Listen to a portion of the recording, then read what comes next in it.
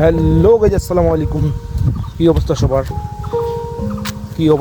আর কি থাকবে যে এত গরম পড়ছে যা বলার বাইরে।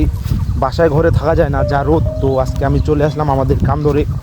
তো কান্দরে যা রোদ বাতাস করতেছে, দেখলাম তীব্র রোদ করতেছে। আমি বের হয়ে গেছি সিঙ্গেল গেঞ্জি পরে। এই গরমে যারা কৃষি করে, যারা মাঠে খাটে, তাদের অবস্থা একবার ভাবুন।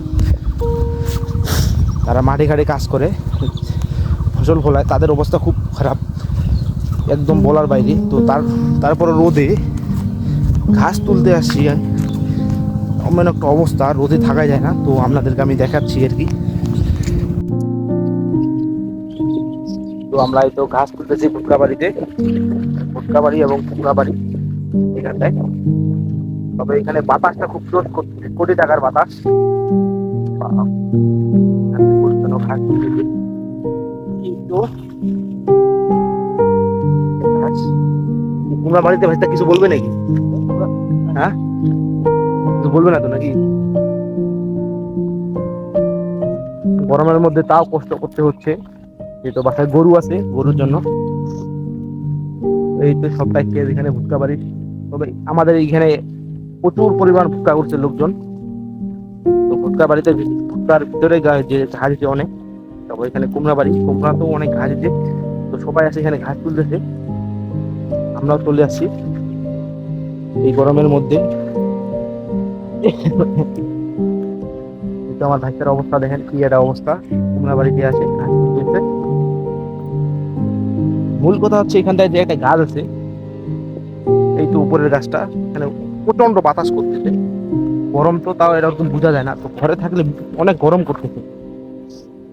তারপরে হচ্ছে আমাদের এখানে একটা ঘর আছে, যেখানে আছে আমরা বসি। এখান থেকে আবার পানিও দেওয়া যায়। এই তো চলে আসছি।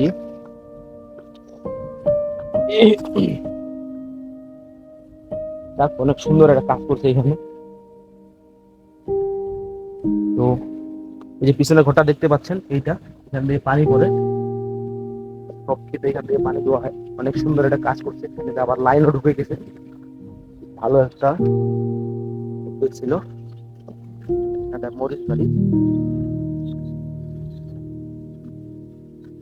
রং করছে আবার, কালকে রং করছিল। এখানটা গোসল করতে আরাম আছে, যে পানিটা পরে এখান থেকে গোসল করতে অনেকটা আরাম আছে। এখন পানিটা পরে এখানটা কি হয়ে গেছে। তো যাক, আজকের ভিডিও এই পর্যন্ত। কেমন ভালো বলতে পারলাম জানি না, তবে তাও ব্লগ করতে পারি না, তারপর ব্লগ করতেছি। এটা ভালোবাসা লাগে গেছে ব্লগের প্রতি, ভিডিও বানানোর প্রতি। অনেক ভালো লাগে ভিডিও বানাইতে। যদি ভিডিওটা ভালো লাগে অবশ্যই একটু দেখবেন। আজকের ভিডিও এখান থেকে, সবাই ভালো থাকবেন, সুস্থ থাকবেন। আসসালামু আলাইকুম। তো অনেক গরম করতেছে, গরমের মধ্যেও বের হয়ে গেছে। ভালো থাকবেন।